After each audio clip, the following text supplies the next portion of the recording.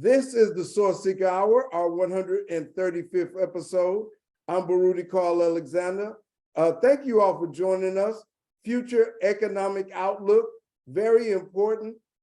In this economy, I was in California recently and gas was a legitimate $5. I remember when gas was very high down here in Texas, but things are just getting higher and higher, and you have to find a way to regulate that within your own budget and so forth to survive. You can't waste any money and so forth. So I got two friends of mine that are here to talk with us about it. Also, I got another one joining, and there may be others joining us. And we're talking about future economic outlook. Future economic outlook. So I'm gonna let them introduce themselves and tell you who they are, and then we're gonna get right into it. Brother Uzuma Ra, can you introduce yourself? And did I get that correct? And please introduce yourself. Yeah, brother Baruti. Yeah, I go by Uzuma, and what I do is I work with small business owners and helping them to set up marketing software for their company, whether it be website designs, AI, email campaigns. That's my main, bread and butter. But I also dabble in Bitcoin a little bit. I'm passionate about Bitcoin. So when you talked about, getting on here and talking about Bitcoin, I was like, that's right up my alley. So I can talk about that all day. I got you. We're going to ask you to talk about that also. So we'll see. Brother Jeff? I'm Jeff Hill. I'm the CEO and founder of Hill Financial Group, a wealth accumulation firm, also the creator of the Retirement 2.0 movement. I'm excited about the future, definitely heavy and bullish on crypto and automation and AI.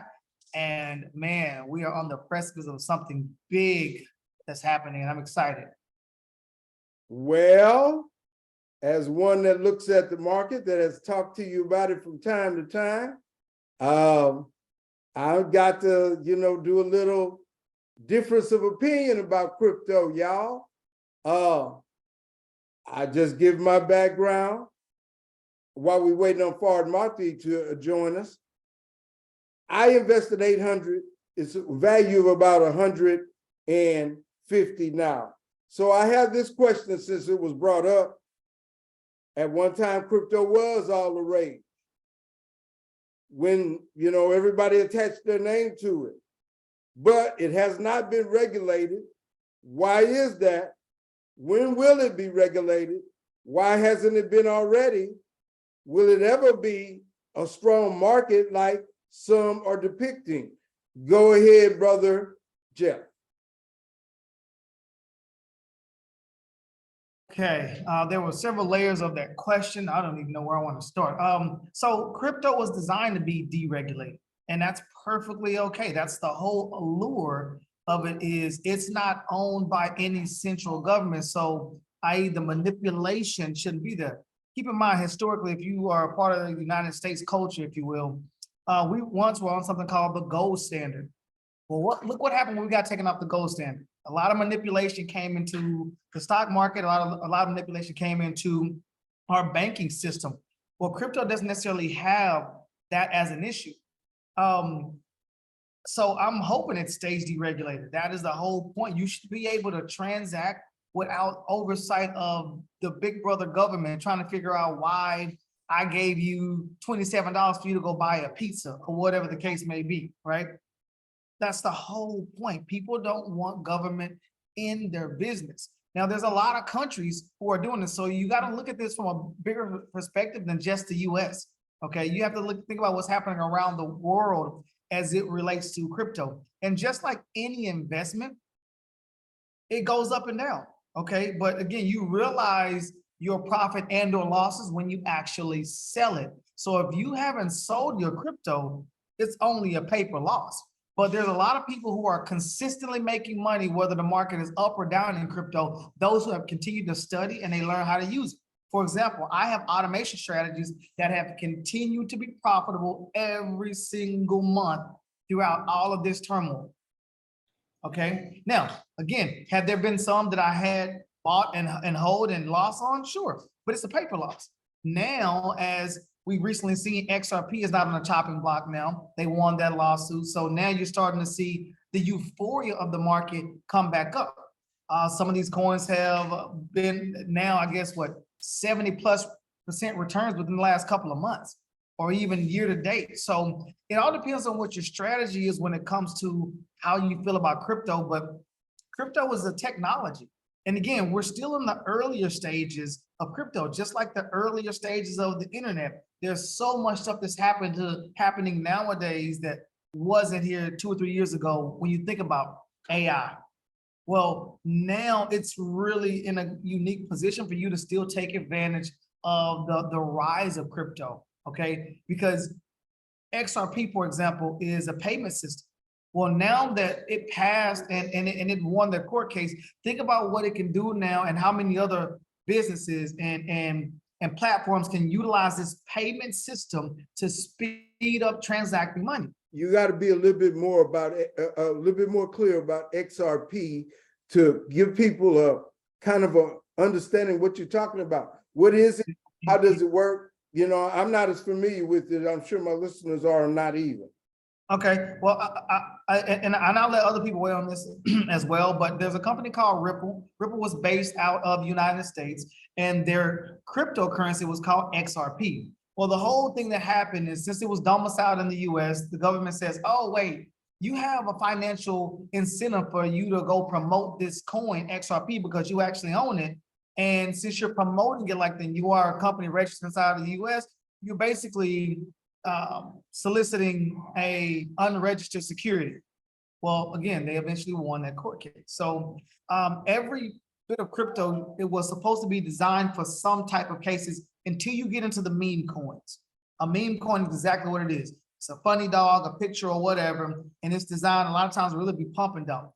Pumping up is where you pump up the value and the hype around it, and then you dump it by the time it becomes popular and everybody else is trying to get in, and you've already made a lot of money.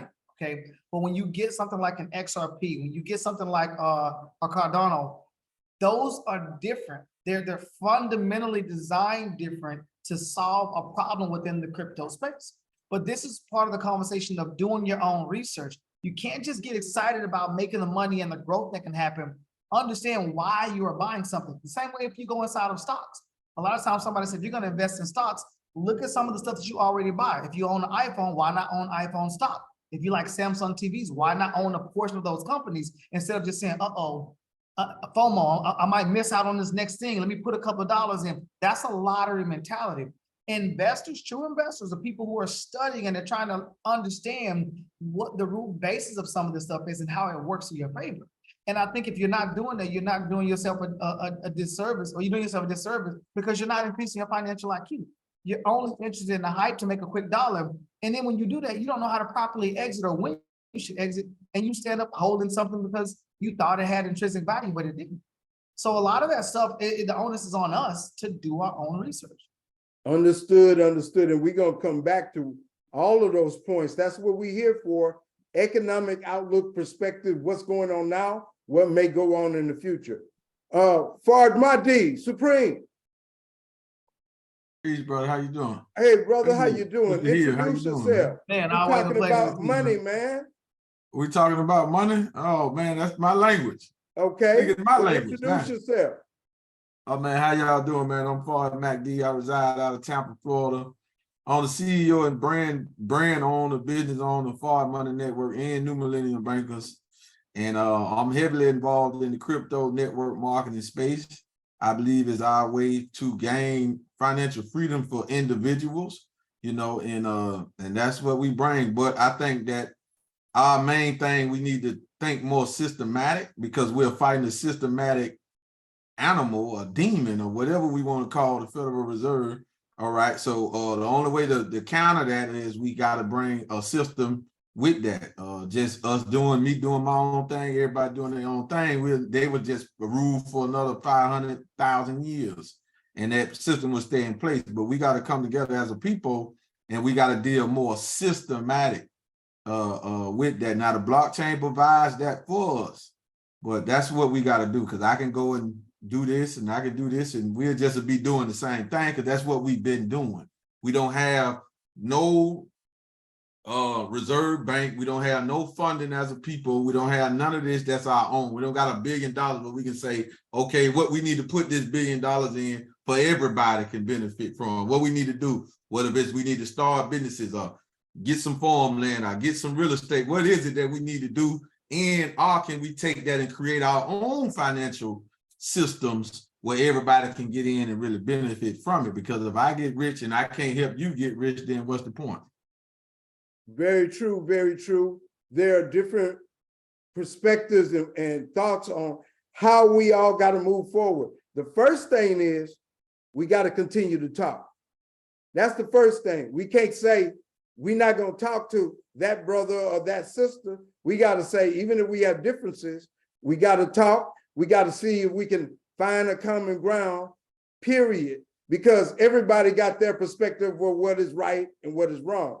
But if we could talk about it, then we can find some common ground to still be able to work. Let me go to Brother Uzuma. Brother Uzuma, explain the crypto. What's happened, man? You agree with Brother Jeff? Well, I would like to ask you a question first, because you mentioned that you had invested in about $800 in something. Do you know what was it that you invested in? I got Bitcoin. I got crypto. I got New Cipher. Those are the three main ones I have. Okay, cool. Yeah, the reason why I wanted to know, because like Jeff said, it's a lot of different strategies that you can come at this with. So I come at it from a different angle. I mainly focus on Bitcoin. When people talk about crypto, that's a lot of different things. And when I say Bitcoin, I focus on that, and I got a philosophy around that, and it's a two-part philosophy: earn while you learn. So I don't talk about investing in Bitcoin. I don't think of it as an investment. I think of it as a savings vehicle. And again, Jeff talked about educating yourself. To me, that's the fine. Bitcoin by itself is enough for you to get your head around. Don't add 10,000 other coins into it. Now you're really confused. So I always try to make it real simple. Understand what it is. Understand why you need something. Understand why you don't need to buy a whole Bitcoin. People say, I don't have $30,000. I can't. You don't need 30,000. Understand the fundamentals. Understand what a Satoshi is. That's what it's about. It's about the Satoshis. What is that, brother? What is that, brother? A Satoshi is a small amount of Bitcoin, a real small amount. But for most people, that's all. For most people, that's all they need to be concerned with, is how to get some Satoshis. Understanding what a Satoshi is. So always start with the basics, with the fundamentals. Forget about Bitcoin, because like I say, most people don't have 30,000 to just drop on the Bitcoin, and they think that that's what they need to do. So they kind of like check out. So, well, I'm sorry, Brother Uzuma. Why should I put anything on a Tioshi? This thing is so spread out. It's just a spot on a computer, byte on a computer. And why does that have value? Why do we think it's going to have value in the future? I mean, is it going to be like Earth space on land, that you have a space on the computer? I mean, why is it valuable? Brother Supreme, explain why it's valuable. All right, yes, sir. All right, crypto is valuable, especially Bitcoin, because it's decentralized, nobody controls it, and we are moving into the digital era, right? Everything that we do is in the digital era. When they came out with the credit cards and the debit cards, they opened up the digital era then. We've been digital ever since. There's no more physical checks, right? Everybody doing direct deposit, credit cards, debit card, all of that, Cash App, PayPal, Apple Pay, this new Fed. Now, all of this is digital, all right? However, with that digital, that is centralized. If the banks want to stop a transaction, they can. If SWIFT want to stop a transaction, they can. With crypto and Bitcoin, they can't. If I send you some Bitcoin, I got to send it. It works on consensus. It's an equal basis. It's saying that I agree to send you X amount of Bitcoin for X amount of dollars, or this service, or this product, or X, or for another crypto. That's a decision between me and you. It's peer-to-peer. All right. And nobody can hack it. If you keep your own keys or whatever like that, nobody can get it and steal it. You don't have to worry about a cyber attack or nothing like that. So that's what makes it valuable. But the real use of cryptocurrency is for it to be a medium of exchange. It's wrote clear as day in the Bitcoin white paper on why Satoshi Nakamoto created that coin. It's for it to be not for you to get it and go up in dollars. It's really for us to get crypto and don't go it back into dollars. If we can find a system that's allowing us just to spend crypto, our merchants, like in El Salvador, Jesse, they buying McDonald's meals right now with Bitcoin. They got that option. You know, you go in the store and you got an option to pay with Apple Pay. Some of them might take cash out. Some of them might take PayPal, or you just got your regular debit card and cash. In El Salvador, every merchant has the option for you to pay with Bitcoin, whether it's a hamburger or whether it's a home, a car. They have to accept Bitcoin, and that's what it's really for. It ain't for me to get Bitcoin and then, oh, it went to 40,000, let me cash out. Well, that means I'm just going back into dollars. That's what that is. That's that buy low, sell high. You feel what I'm saying? That game over with. That ain't really what its real function is. It just have that because when you're dealing with pretty much any crypto, but Bitcoin is number one, they have only a certain amount of coins ever will be created of this particular coin.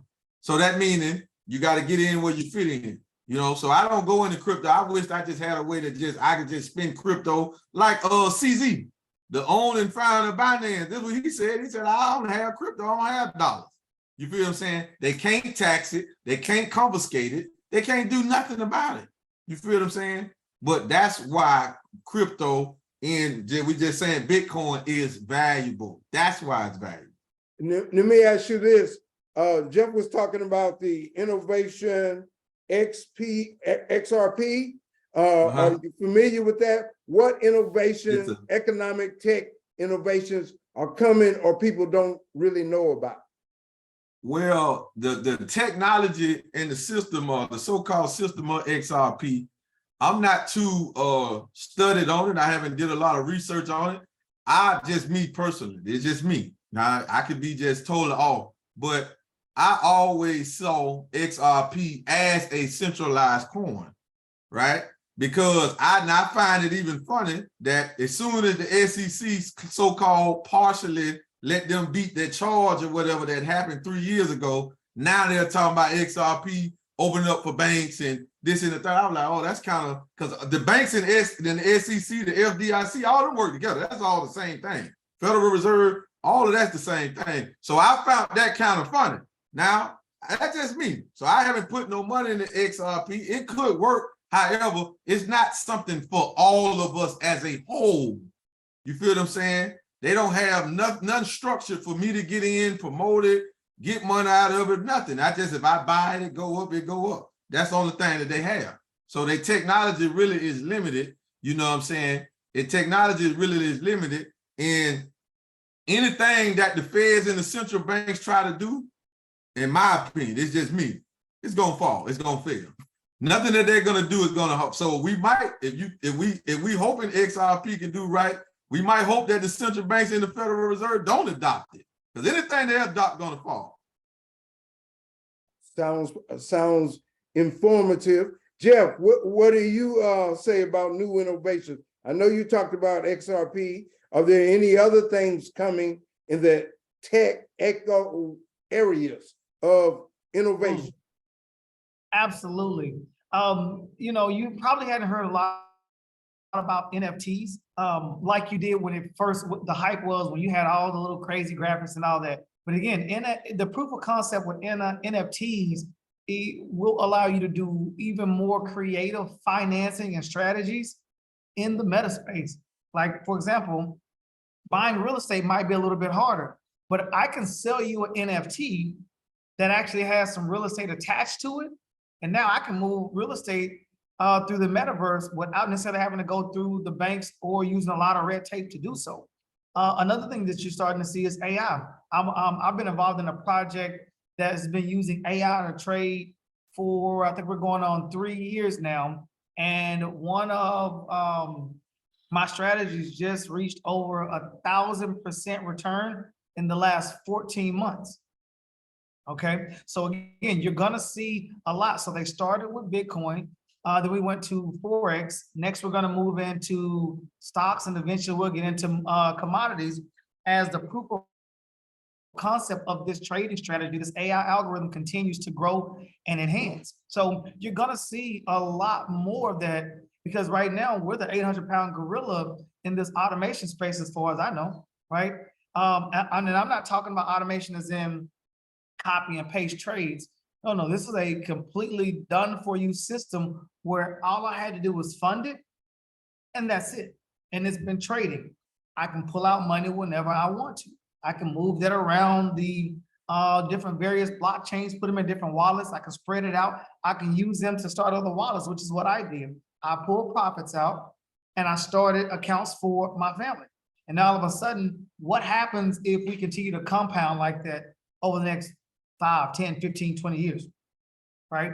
And eventually this one strategy will move to become a hedge fund. So now we can attract more US-based investors as opposed to just international. So there's a lot of innovation in the space, especially as more proof of concepts happen and more adoption happen. To our Brother Supreme X's standpoint, look at El Salvador.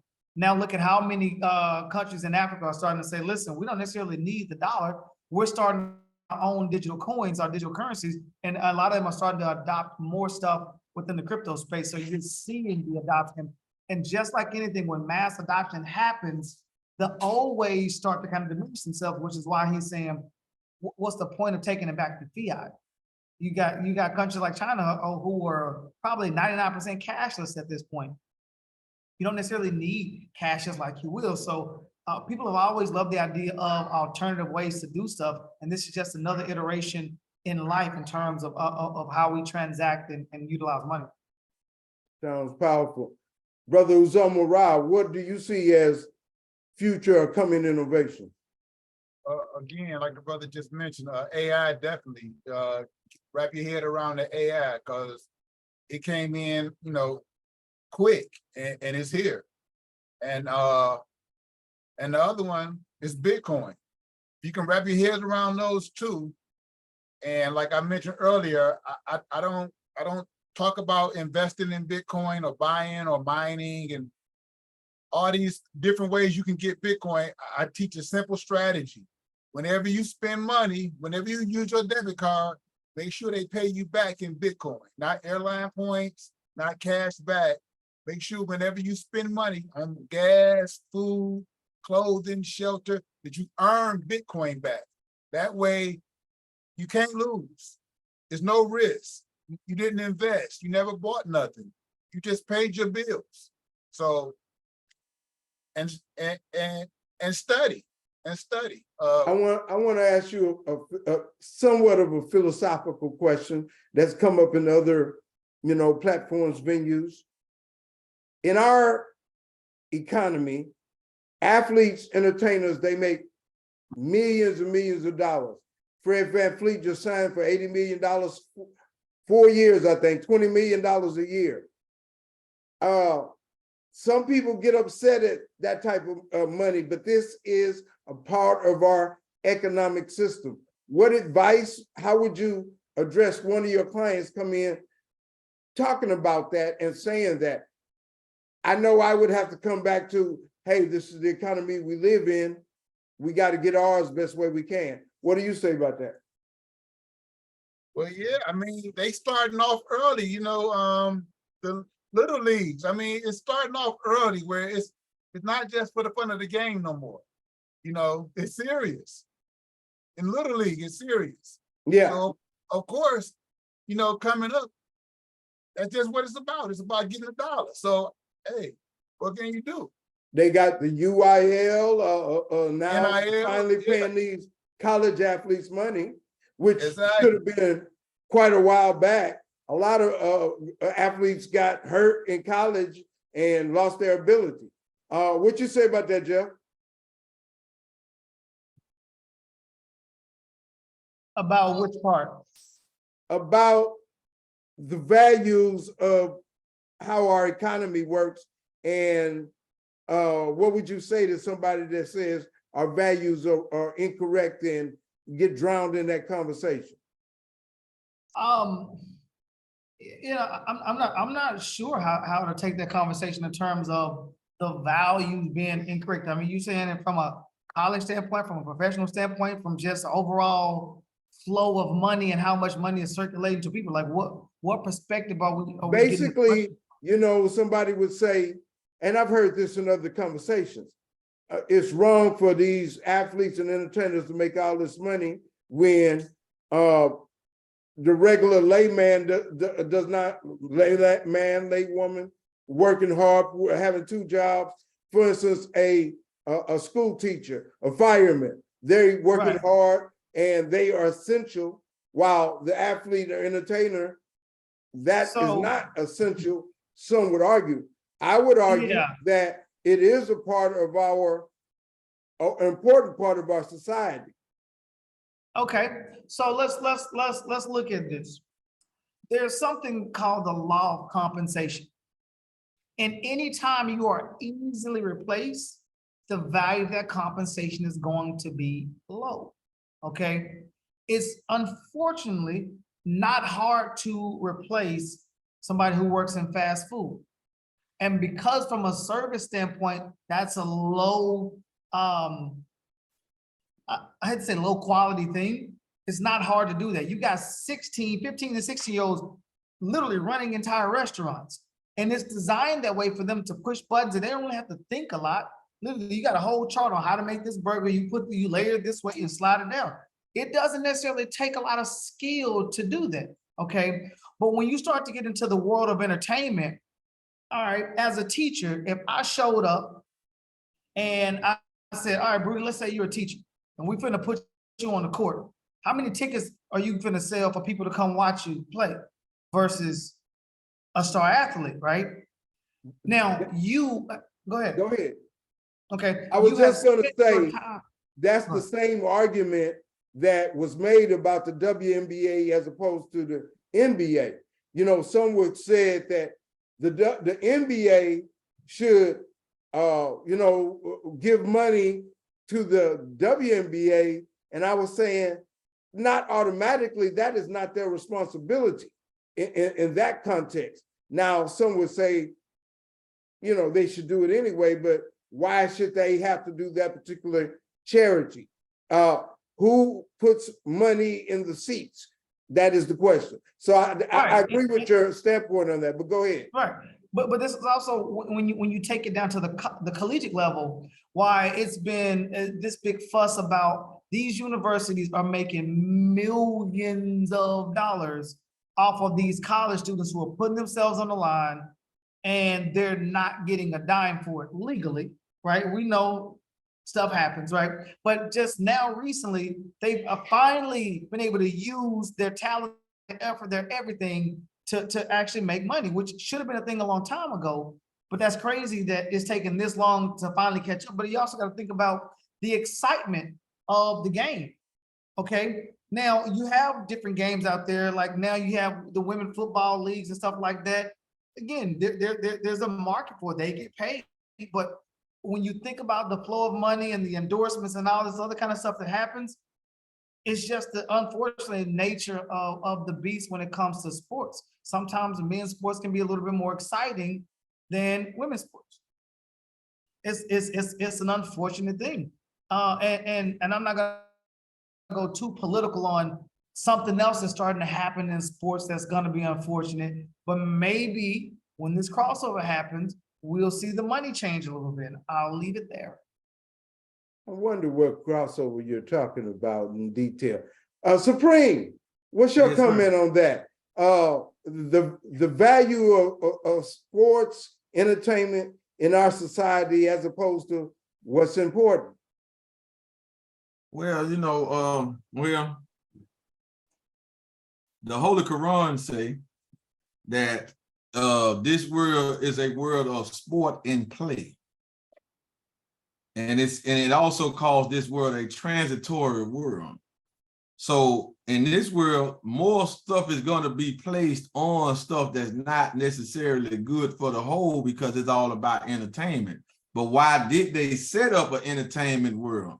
Because if we go back to the Rome days, where they had them used to get in the Coliseum and the stadiums and they fight, right? They said on plantation, when we was on the physical plantation, they would have two slaves that'll fight to the death to see which one would last or which one would do, and they would all come around and they would bet on it. It would be, it'll be an entertainment. But they set that up for us to be focused on if LeBron James gonna play for the Lakers this year, or he gonna go to Miami. I don't give a damn. They ain't gonna put no money in my pocket. They ain't gonna bring no money to my house, or ain't gonna bring no money to my family. Is Tom Brady gonna retire, or he gonna come back? It don't matter to me on the real scheme of things. But they do that because it's like what we do. We got children. Well, I got children, you got children.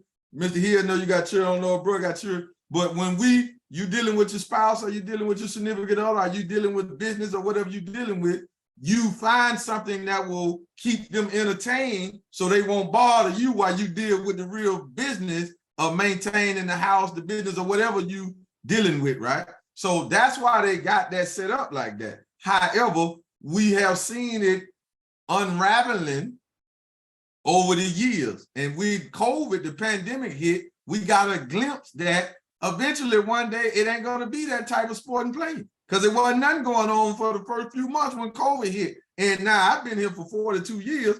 I can't remember a time in my life with any type of event shut down. Basketball, college pros shut down, high school is shut down, football, the NFL is shut down, everything. So that was just a sign that this stuff is coming down. It's not going to be here. But that's why they put the value on that like that. So they would rather the child grow up to want to be LeBron James rather than be Barack Obama, rather than be somebody that can really affect the change. LeBron can't really affect the change like Barack Obama was in a position to affect change and do certain things, and also lift our children up that, hey, we can rule, we can govern.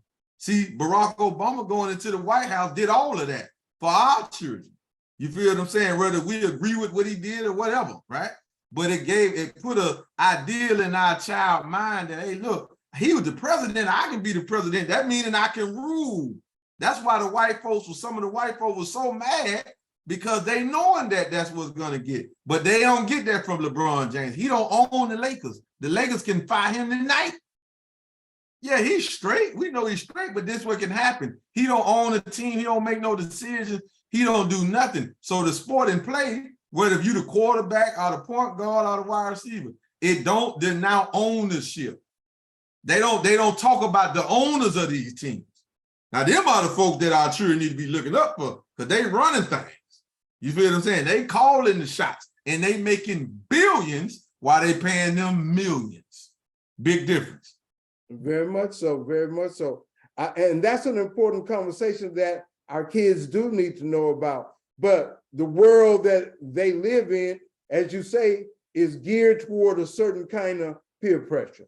It's geared toward a certain type of image that can keep them in a mind of play and not be serious, not take things serious. I've seen it as a teacher. I've seen it as a father. We are halfway through our show, and I got a question that I want to ask. I got a scenario. I'm going to start with you, Supreme. Okay. Yes, sir. I got 114K. I'm going to take it out and invest it, or I'm going to do an annuity for the rest of my life for $3,000 per month. Which is the better scenario? You want me to repeat it? Yes, sir. Repeat that. Okay.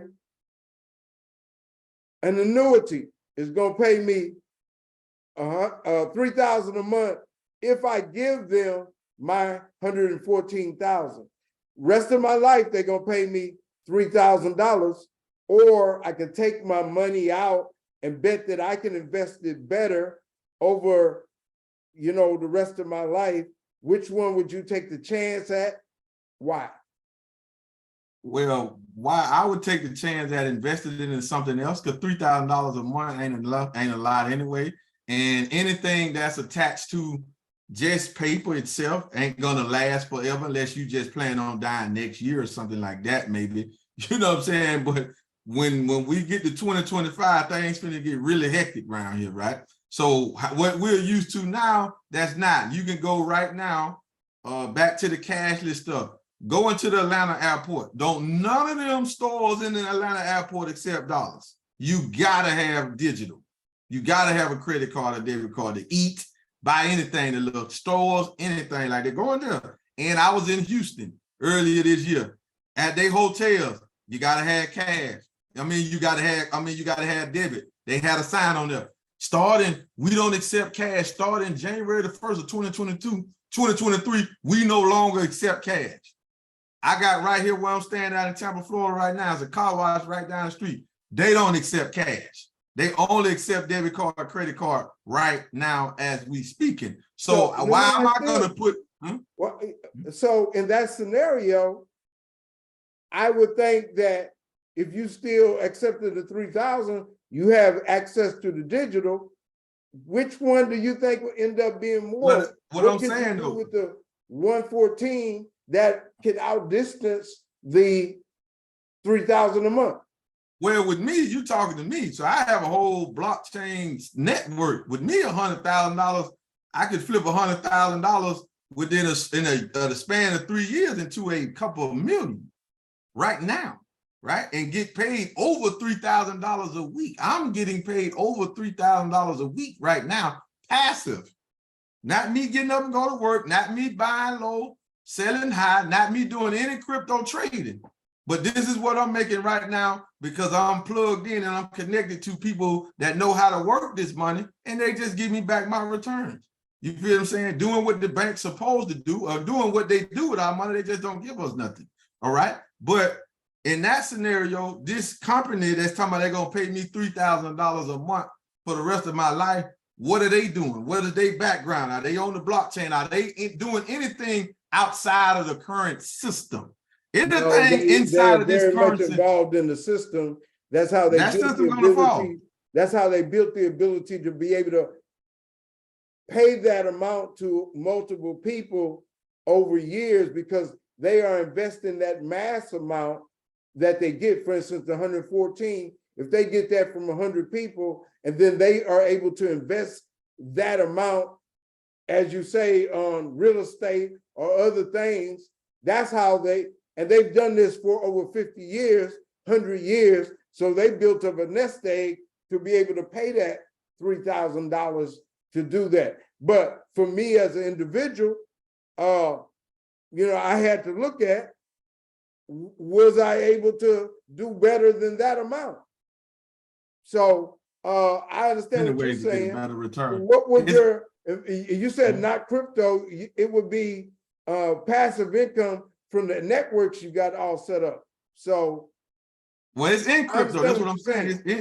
It's in crypto. I got a blockchain network. So everything that I do is crypto in, crypto out, right? So whenever I want to cash out some dollars, I just send it to an exchange and I get dollars, right? I send it to a debit card and I get dollars. I send it to Cash App. I can send Bitcoin to Cash App and turn it into dollars in the press of a button at any time of the day. There's no hold up with that. It's many, many places. Now, they are trying to get more stricter on that stuff. So you might got places that take 24 hours to get your money, all of that there and all of that. However, you still more in control of your finances. So I just want to deal with anything that's outside of this system. Annuities and all of that there, that stuff going down with the Fed. When the bank go down and the Federal Reserve go down and the dollar go down, everything attached to it goes down.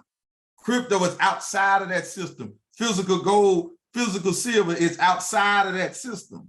So that's outside of that. It comes down to a bet on whether you can take that money outside of the system and make it work better, or whether you can stay a part of that system and achieve the benefit that you need with the rest of your life. Well, it's not a bet. It's not a bet. I'm not taking it to Vegas, right?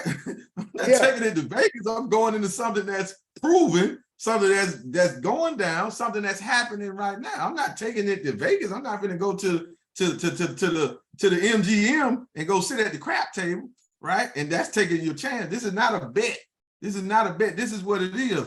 All we got to do is study history. All we got to do is look around the world. So let me ask you this. If every fiat currency that ever came into existence that don't have no real intrinsic value has fallen completely, what make us think that the dollar is not going to go that same fate? Whether it be next year, 5 years from now, 10 years from now, what make us think that? That is, if the dollar goes down, the whole system, economy, and world economies will be affected, and it'll be a chaos world irregardless at that particular time. And we're looking for places to be able to hold up and put a mattress on the door to be able to defend ourselves if it goes like that. Mr. Carl, but listen, all we got to do is look around. We have seen this happen to other nations. What happened to Libya currency? What happened to Lebanon currency? What happened to Venezuela currency? What happened to Germany currency before they had even created the dollar, before the dollar was even a thing? What happened to Germany currency over there?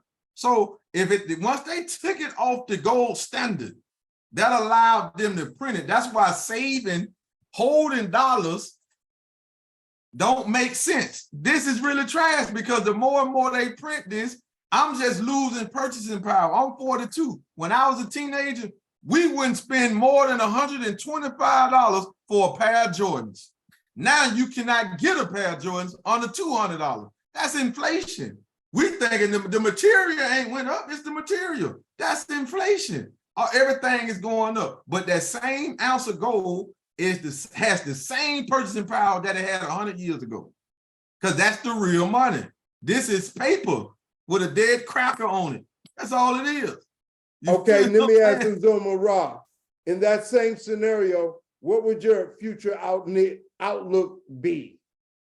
And what same scenario? Let me ask Brother Uzuma.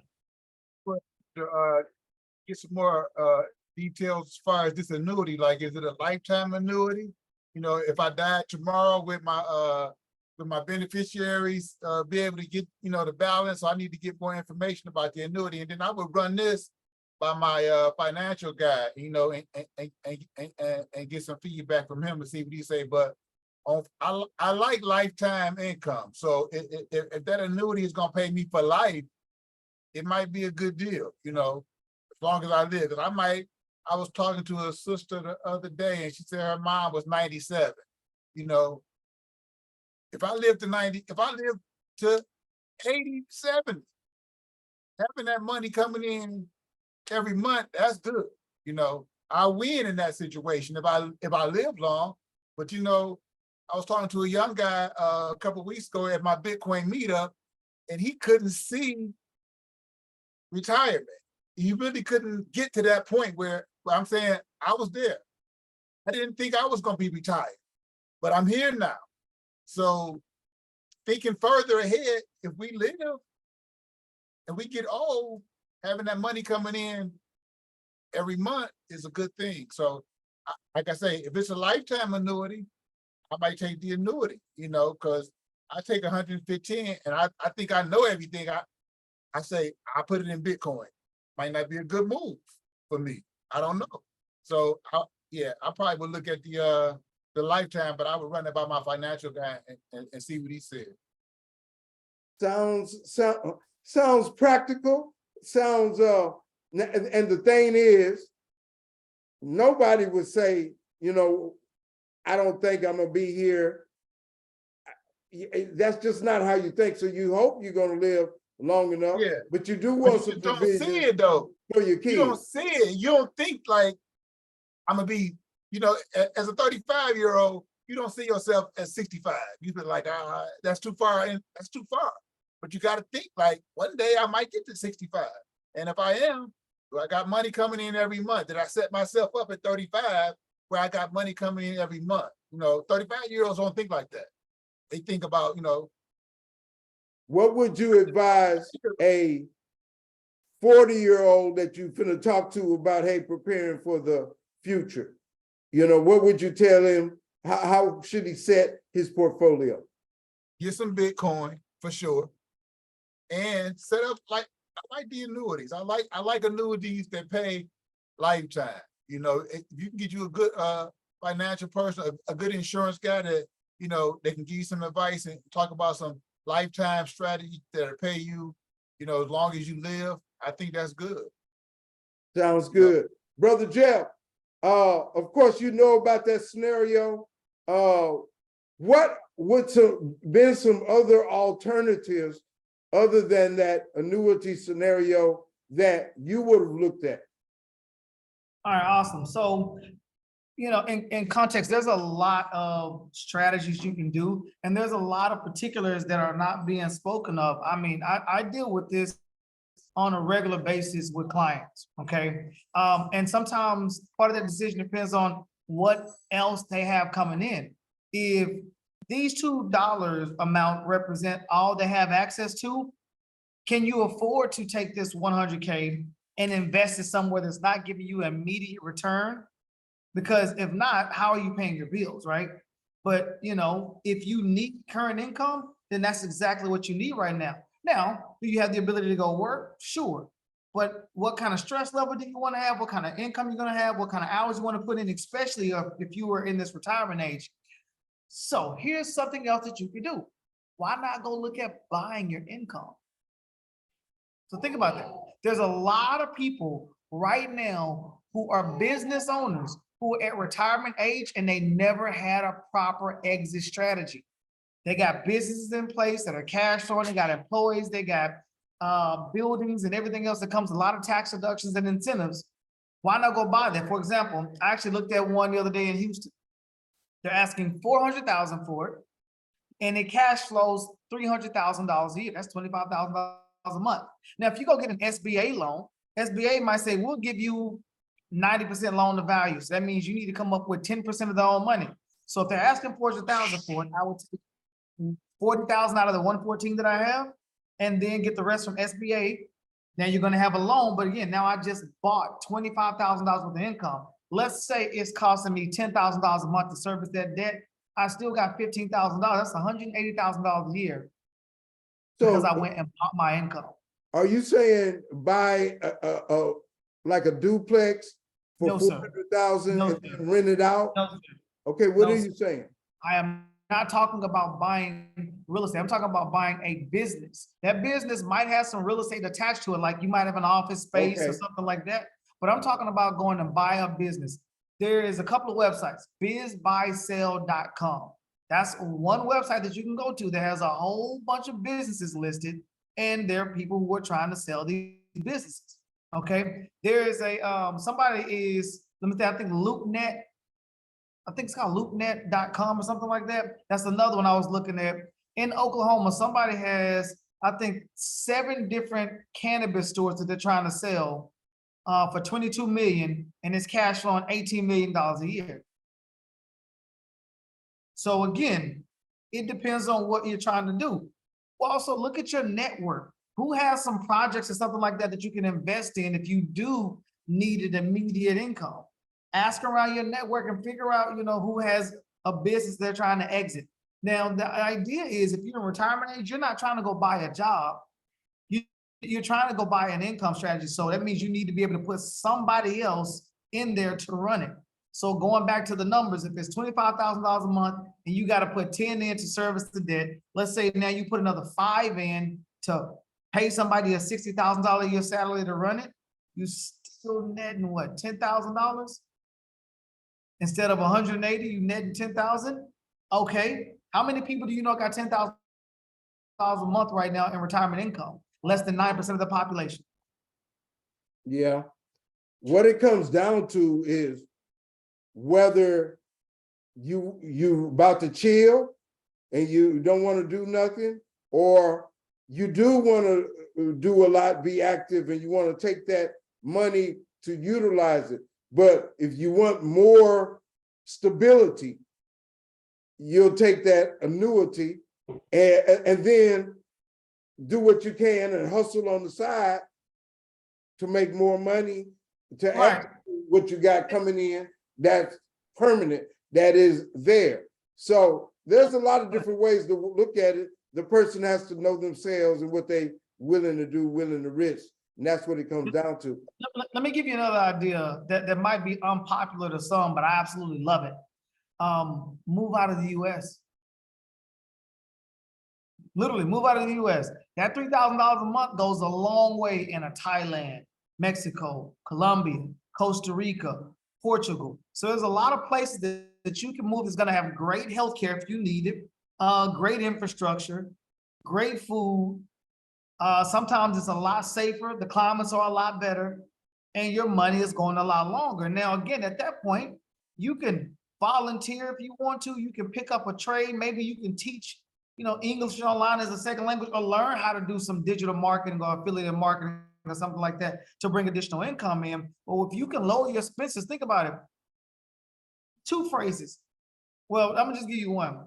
Build a life you don't have to vacation from.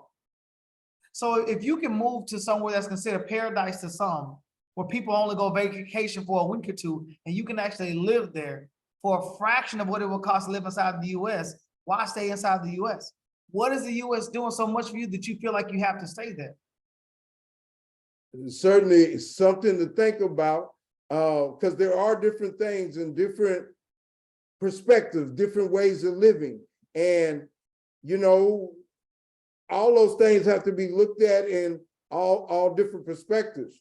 And, and what you're talking about with the economics, maybe the crypto does come into that particular country, that things are changing. Crypto might be easier. So my $800 that I invested years ago, they went down to 100. Maybe it'll go up one day to 8,000.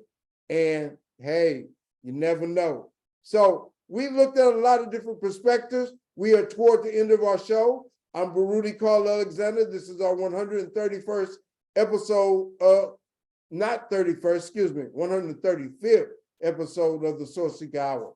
And we're going to continue bringing you programs and information as we continue and move along, all kinds of different subjects that we talk about. I want to thank my guests for being here, and I am going to let them do a closing statement on the future of economics, what you think is going to happen. And Jeff, if you'll go first, what do you think is going to happen future economic wise in America, around the world, of these markets? Okay. There are going to be a lot of shifts in a lot of different industries. Right now, you're seeing the decline of revenue in the Airbnb space. So you have these people who went out and, bought these houses at a premium with the intent they were going to flip them into short-term rentals. That's not it right now. So a lot of these houses, a lot of these properties are starting to come back into the market, and people are bleeding themselves dry because interest rates are a lot higher today, right? And less people are starting to utilize Airbnbs because of all the additional fees, okay? So you're starting to see the shifts in markets like that. You're starting to see a new rise in crypto. The flying car is now been approved by the FAA for the first time in history. So you're gonna see a lot of stuff happening in the eVTOL space, okay? So put your ear to the ground and figure out what's going on. Find a mastermind to get in. Find a community to get in that's fostering learning and understanding what's happening. Don't just think about, you know what? Well, I got my money, I'm okay. That's way out off in the future. The problem is if you keep deferring the ideas to the future, you won't see how much of it is happening around you, and you won't be putting yourself in position. Wealth happens when you get in front of a trend.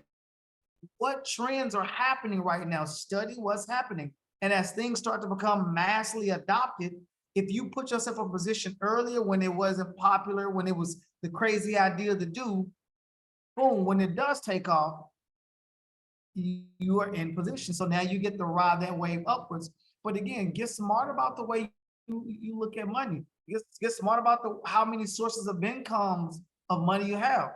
Brother Supreme X has several sources of income. Follow him on Facebook and you see him talking all the time how much his investments have made him in the last day, in the last week. And some of this stuff is automated. You don't have to touch it. But again, what would that look like to get in that position where you got money working for you? If you understand the cash flow quadrant, ESBI, 95% of the wealth is on the business and on the investor side. Only 5% of the wealth is on the employed and on the self-employed side, but 95% of the people are there. That is a clue. What other kind of clues are you just not paying attention to?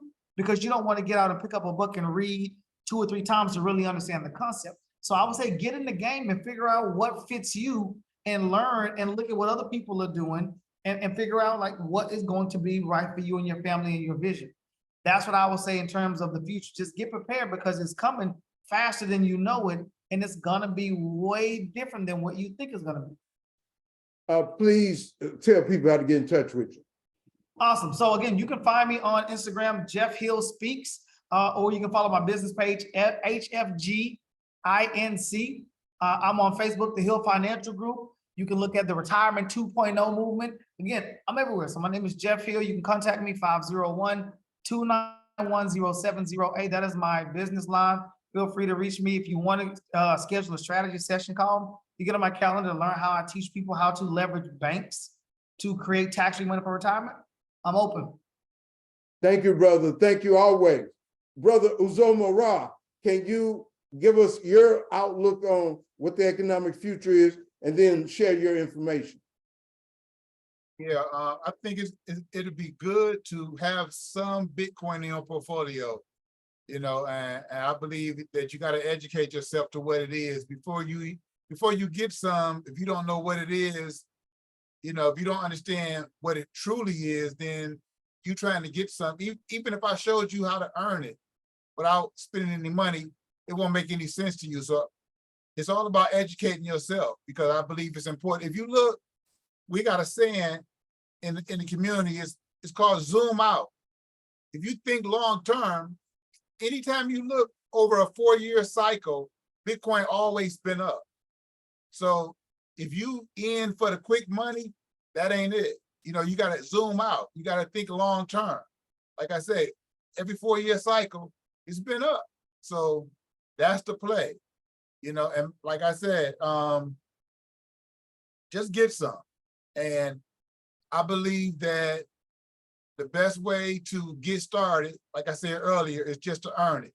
That way, you're not really stressing out about the price. I don't even care about the price. People say it went down. I stopped caring about. Matter of fact, when it's down, I'm happy. I'm glad it's down because I'm in accumulation mode. I'm trying to get some. So I gotta I don't think like most people as far as like I want the price to go up. You know, that's when it'll move fast. But if you haven't got none and it moved, you just missed out. So my whole philosophy is just get some. I created a web. I went to the Bitcoin conference down in Miami. I created a website, All Sats. I talked about Sats earlier, SATS, allsatsmatter.com. I would tell everybody, go there and get started. Understand what a Satoshi is and why you need to get some. And yeah, I think having a little bit of Bitcoin in your portfolio, it kind of like spread through other areas of your life, you know, your health, your mental wellness. It spreads if you got your foundation set up. And I do believe that Bitcoin will be foundational, you know, in the near future. It's going to be like a foundational, just like having life insurance, having some Bitcoin. So that's all I got. And you can find me on social media, Instagram, Twitter, LinkedIn, all that Black Card BIC, Facebook, all of that, Black Card BIC. All right. Well, thank you, Brother Uzuma Ra. Appreciate it. Thank you very much. Brother Supreme, give us the final word, brother.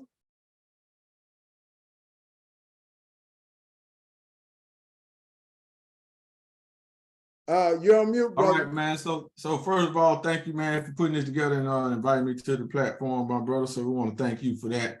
Man, you know, so it is that one of the most important things that, you know, we should do or somebody should look to do is maybe start a business, but make sure it's online though, you know, traditional business, traditional everything is pretty much going out. So look to start something online that people are doing because social media is wide open, the internet is wide open, and that's where the world is going digital. So as long as you in that area, you know, then you probably will make it out okay, you know, because that's all we're trying to do is survive, because we don't really know what's what.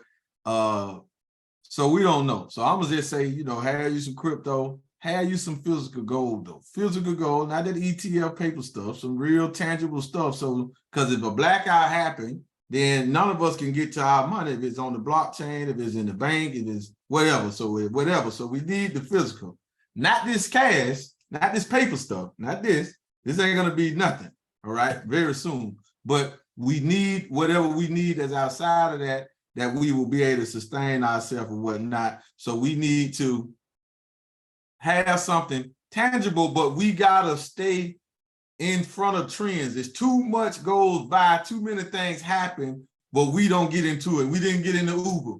So we can't be skeptical saying, hey, look, hey, if I call you and say, man, look, man, with this Uber, man, I ain't getting no call with nobody, man. But there's a taxi, it's been a taxi service, but this just advanced it to a way that we had never seen it. So we've been doing taxi and public buses and stuff like that. So we just got to stay in front of it, because Uber's a big thing. Maybe whenever somebody would have called you about the Airbnbs, you might have said, man, there ain't been a loan out my house like that, and let no folks in there like that, man. You just turn your house into a hotel.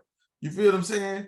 So just think about that. The Airbnb company don't own no houses, but they making money out of real estate, plenty of it. The Uber don't own no cars, but they making plenty of money out of it. So stay ahead of the curve by being open. Don't be skeptical. It don't matter about if you've been burned or not, but you're getting burned every time you're banking with the crooks. So you're getting burned every day. Every time you pay taxes, you're getting burned. So you're supporting the burn just by filing taxes. Whether it's business taxes, especially personal income taxes, is like the biggest scam ever, right? But so you are getting burned as long as you are doing that. So don't say, well, I did this and it was a rug pull, it went down. Don't matter. You got fired before on your job, you went and got another job, right? Right? So this is just what happens. This is how we do it, because it's about getting it right, hitting the score. Warren Buffett is worth $100 billion. How much money? None of us combined have probably lost the money Warren Buffett then lost. You feel what I'm saying? Really just on one bet. So this is what we got to just keep our mind open. Look what the trends, Bitcoin, crypto, blockchain, metaverse, NFT, this is the trend. The new AI, this is the trend. So, but if you're not involved in it, crypto has a $1 trillion market cap. But if you don't hold any crypto, I know how to get paid in crypto. I know how to get in front of that. If it go to 2 trillion, if it go to 3 trillion, like it did a couple of years ago, if it go to 4 trillion, 5 trillion, 10 trillion market cap, then that means none of that wealth is going to come to you, because you're not in the space. You're not in the way of it. So get in position. You can follow me on Facebook, business page, Forward Money Network, Instagram, Forward Money Network, New Millennial Bankers, YouTube channel, Forward Money Network, and also New Millennial Bankers. And my personal page, Facebook and Instagram is Forward Mahdi. Thank you, brother. This has been informative, and we're going to continue to do this. This is our economic panel. These are our economic experts, ladies and gentlemen, and we continue to bring you information. Whatever is going on in the economic world, I'm going to come talk to these brothers. I'm going to try to get them to come explain to you what is happening in the world, and look for these economic insights and tips and different things.